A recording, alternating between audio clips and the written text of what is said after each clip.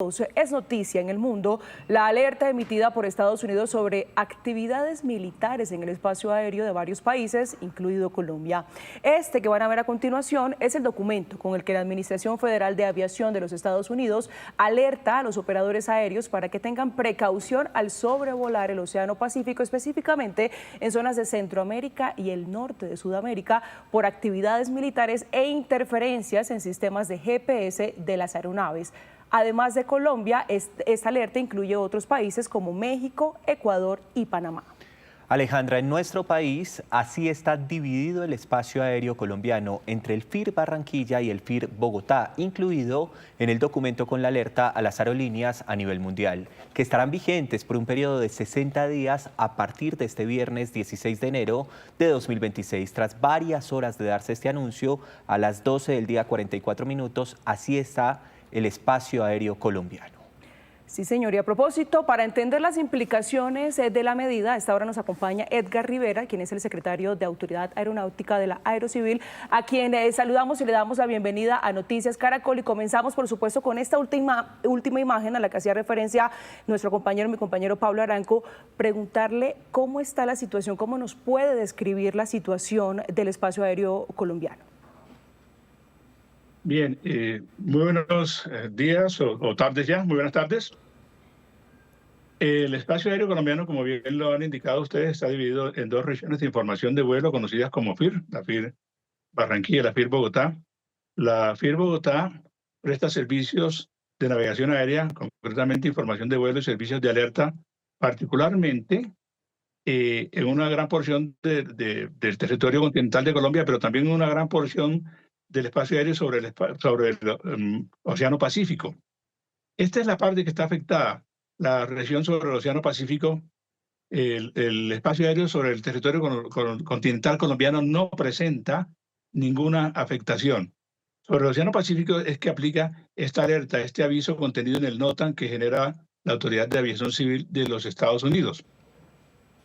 Este NOTAM alerta sobre la existencia de operaciones militares en esa zona, en una gran porción del Océano Pacífico, sí, y eventuales interferencias sobre los sistemas GNSS, es decir, sistemas globales de navegación apoyados en satélites. Hasta el momento, afortunadamente, y habiendo entrado en contacto con todas las aerolíneas colombianas que operan en esa región, ninguna ha percibido ninguna afectación, ninguna de ellas. Sin embargo, todas han tomado medidas preventivas como alertar a sus tripulaciones que ejerzan un mayor nivel de alerta durante la operación, una mayor vigilancia sobre sus sistemas de navegación y eventualmente utilización de mayores cantidades de combustible, previendo posibilidad de llegar a aeropuertos externos. Pero son solo medidas de carácter preventivo, dejando claro que no ha habido ninguna afectación hasta el momento y aclarando también estas afectaciones sobre el espacio aéreo sobre el Océano Pacífico. La FIR Bogotá cubre un espacio aéreo muy amplio. sí. La zona continental de Colombia no tiene ninguna afectación. Teniendo en cuenta eso, que hay normalidad en el espacio aéreo, ¿qué implica entonces esta alerta? Esta alerta implica ejercer precaución simplemente por ahora, ejercer precaución para las aerolíneas que operan sobre esta zona y aplicar las medidas que hemos mencionado. Sí, señor secretario, muchísimas gracias por permitirnos tener claridad precisamente sobre el panorama aquí en nuestro país. Gracias por ese contacto. Buena tarde. Con todo gusto. Hasta luego. Y es que América Latina ha centrado durante los últimos meses la atención de la Casa Blanca en medio de lo que Washington asegura es una lucha contra el narcotráfico. Se trata de una estrategia que ha estado acompañada de múltiples advertencias por parte del presidente Trump.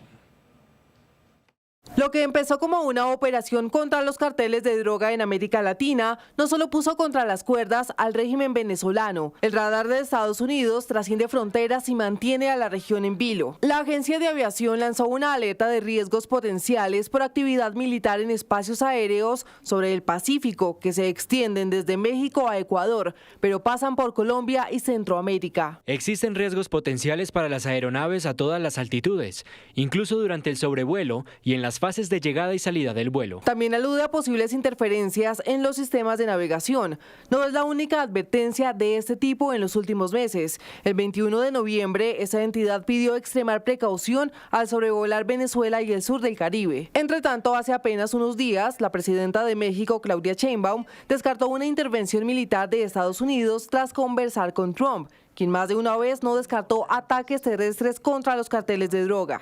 No tengo problema, lo que sea necesario para detener el narcotráfico. México. Miren, estuve viendo lo que pasó en la Ciudad de México el fin de semana. Hay graves problemas allá. La ofensiva de Washington llegó a desplegar a unos 15.000 militares en el Caribe. A mediados de noviembre puso en marcha la Operación Lanza del Sur, que coincidió con el arribo del Gerald Ford, el portaaviones más grande del mundo. Estados Unidos ha hundido una treintena de embarcaciones, el saldo más de 115 muertos, operaciones que se extendieron además al Océano Pacífico.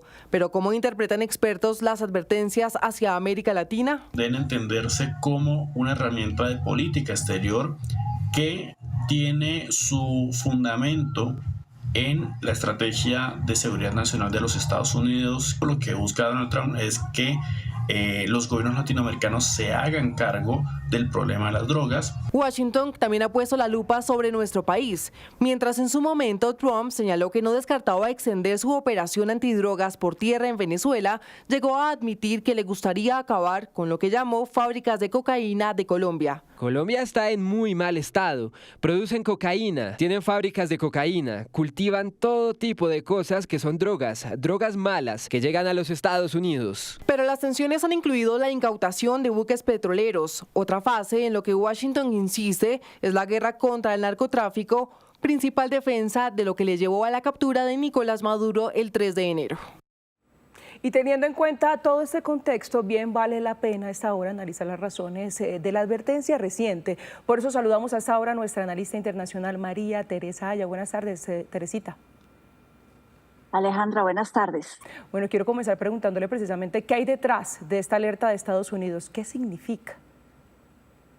Precisamente, Alejandra, como veíamos en la nota, el presidente Trump ha hecho una campaña muy grande desde su elección y fue una campaña en la que él dijo: voy a acabar con la droga que entra a Estados Unidos, con el fentanilo, la cocaína, que para él es tan grave y que causa la muerte de más de 300.000 personas al año en ese país. Por eso, para cumplir esa promesa de campaña, él le declaró la guerra a los carteles. Y este es el segundo escenario. Ya vimos un primer escenario en el Caribe contra el cartel de los Soles. Aquí estamos hablando sobre todos los carteles mexicanos, como el cartel de Sinaloa, Jalisco Nueva Generación, que no solo operan en México, sino que hay que decirlo también en Ecuador y Colombia, y como tal transportan cerca del 80% de la cocaína que entra a ese país a través del Pacífico. Esto es esa segunda etapa de esa guerra para acabar con la entrada de eso a Estados Unidos. Ahí le pregunto, Teresita, esto tan seguido después de los bombardeos en Venezuela y las amenazas a Irán, ¿estamos viendo a un Trump que cree más en los efectos de las amenazas?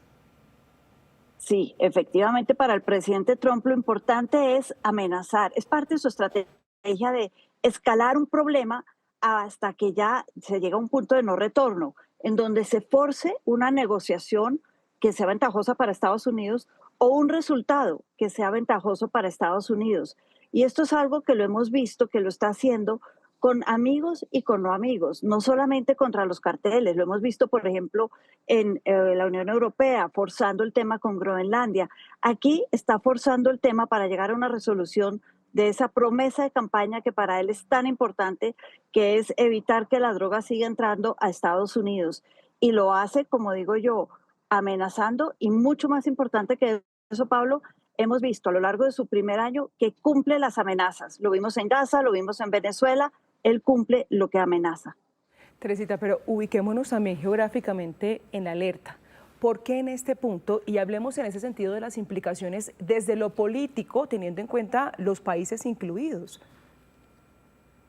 Aquí vemos que hay países que son aliados y no aliados. Y es que para el presidente Trump hay una cosa muy importante, y es que él no cree en las ideologías o en los amigos o aliados por tratados. Él cree en sus propios intereses, que él equipara a los intereses de Estados Unidos. En ese sentido, vemos que la alerta, por ejemplo, incluye Colombia y México, que son donde operan estos carteles, pero les decía, también en Sinaloa ocupa parte del territorio en Ecuador y opera en Ecuador. Y en Ecuador hay un gobierno amigo a Trump, es más, un gobierno que ha pedido más bases militares de Estados Unidos en su territorio. También incluye a Panamá, que tiene un gobierno de derecha. Incluye El Salvador en su costa Pacífico, que es un gobierno muy al estilo Trump y muy aliado al gobierno de este presidente. En otras palabras, vemos que sus intereses pasan por encima de ideologías, como decía antes, de aliados y de no aliados. Se trata de cumplir lo que prometió en campaña y de hacerlo de la manera más rápida y más ventajosa para Estados Unidos. Teresita, como siempre, gracias por su análisis. Muchas gracias, Alejandra. Buen día.